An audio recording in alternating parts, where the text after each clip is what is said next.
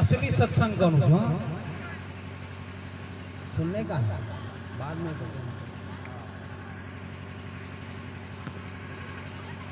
भक्ति નું નામ શું? ભક્તિ એટલે ભાવ. જો હા સાંભળજો. ભક્તિ એટલે ભાવ. જેની અંદર સાચો ભાવ છે એ જ ભક્તિ કરી શકે. ભક્તિમાં હાથ પગની જરૂર નથી. હાથ પગની જરૂર નથી. હાથ પગ વગર પણ ભક્તિ થઈ જાય. થાય કે થાય?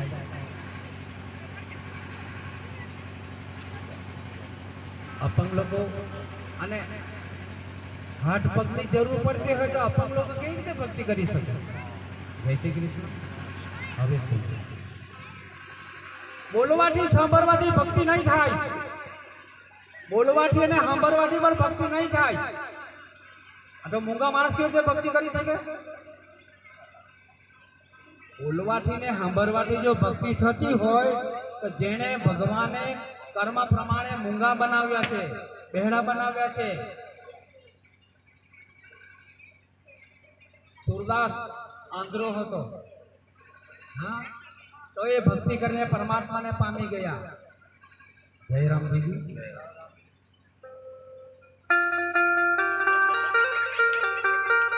મૂંગાને બહેડા પણ ભક્તિ કરી. સાચી વાત.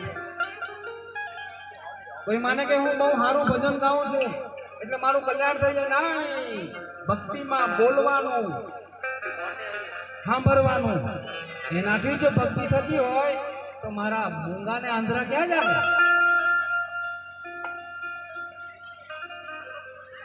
સુરદાસ ભગવાનનું ભજન કરવા ગયા અને મરસ કે ચાલતો ચાલતો જતો હતો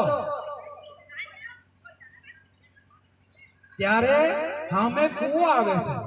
કૂવો, અને એ કૂવામાં સુરદાસ પડવાની તૈયારી બનેલી ઘટના છે. આ પડવાની તૈયારી, ત્યાં જગતનો માલિક કૃષ્ણ કનૈયા આવીને એની લાકડી પકડી લીધી. ભગતજી જરાક સાઈડમાં સુરદાસ જે આંખે જોઈ નથી શકતો એ જગતનો માલિક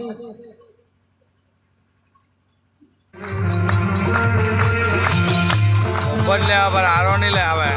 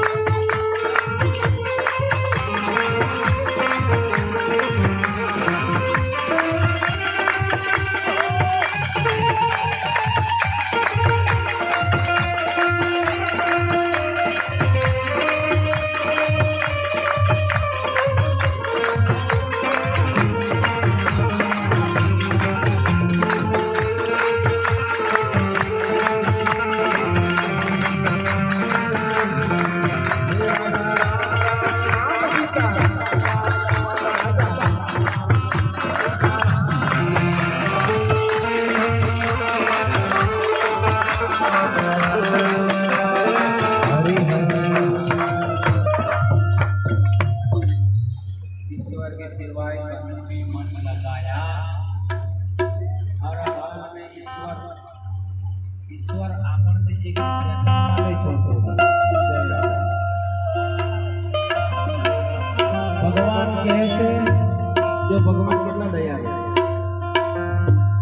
ખાલી આપણી એક જ ભૂલ હોય ને એક જ ભૂલ હવે હોય કે નહીં હોય સીતા માતાને કોઈ ભૂલ ન હતી અને પેલો ધોબીએ અદ્ધર ધોકી દીધી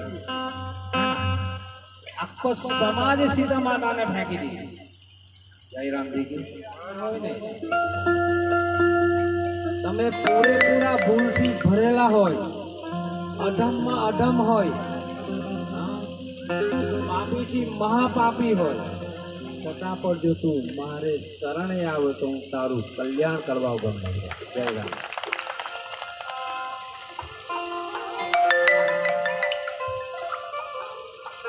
તો ભગવાન કેટલા દયાળુ માનવ માત્ર ભૂલને પાછળ વાત સાચી છે આખી જિંદગી એક ને ભૂલ નહીં કરી કરે જ નહીં ઠીક છે થઈ જાય પણ આખી જિંદગી ભૂલ કરે તો ભગવાન પણ એને એના પર દયા નહીં કરે ભગવાન છે અને આપણામાં જ્યારે ભગવાન જેવા ગુણ આવે બધા જ પૂજનીય છે બધા જ વંદનીય છે બધા જ ભગવાનના સ્વરૂપો છે પણ એ સ્વરૂપ ક્યારે પ્રગટ થાય ક્યારે વંદનીય પૂજનીય કહેવાય કે જ્યારે ભગવાનના જે ગુણ છે તેવા પૂર્ણ ગુણ આપણે અંદરથી પ્રગટ થઈ જાય છે તો ભગવાન ભગવાન જ છે ને બધા એટલા માટે જેણે જેણે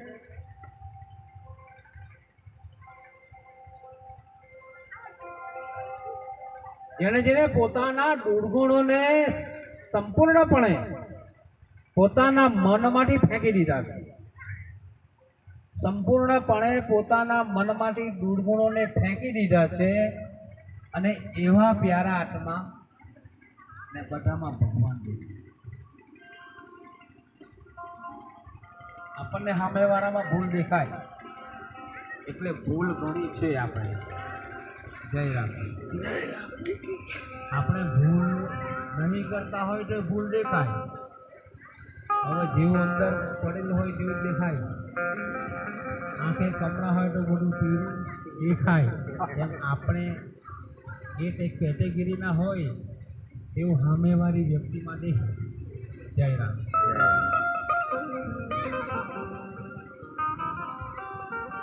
દુર્ગુણોને ઉખેરીને ફેંકી નાખવા માટે જ આ મનુષ્ય જન્મ છે જય શ્રી કૃષ્ણ સભા ભરાઈ ભગવાને કહ્યું કે મનુષ્ય શ્રેષ્ઠ કેવી રીતે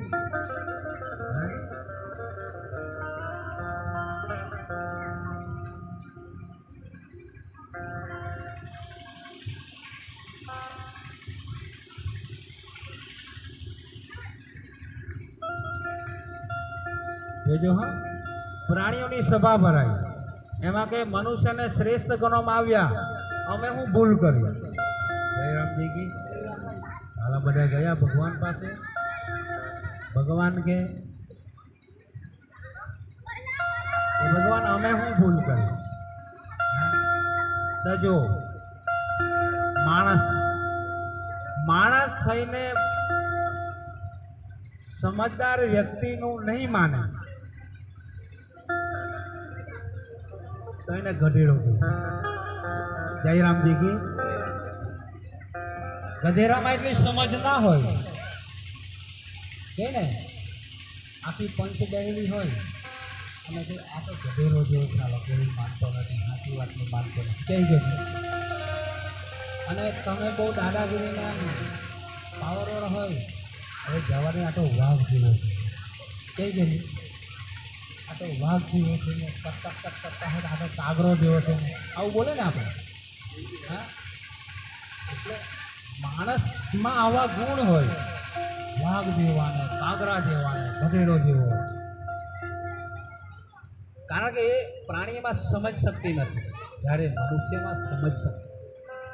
અને મનુષ્યમાં સમજ શક્તિ છે છતાંય જો તમે એકબીજાને ઉલગણ જ જોતા હોય, હા, તો પછી સજ્જન વ્યક્તિ કહેલું માનતો નહીં હોય, સાચી વાતને પકડતો નહીં હોય અને અભિમાનને દાદાગીરી જ કર્યા કરતો હોય. હા, એ બધામાં આવે કે નહીં. આ તો ગધેરો જેવો છે, આમ શું કે શક્તિનો દુરુપયોગ કરે, જવા દે, કોઈનું કહેલું માનતો નથી, વાઘ જેવો. જય રામજી. ભગવાને કહ્યું કે મનુષ્યમાં એક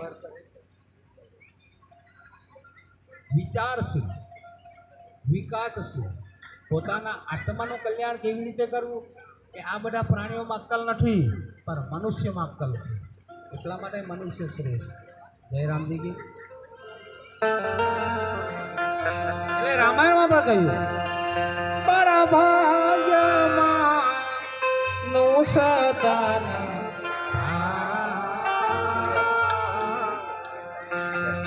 સુર દુર્લભ સદન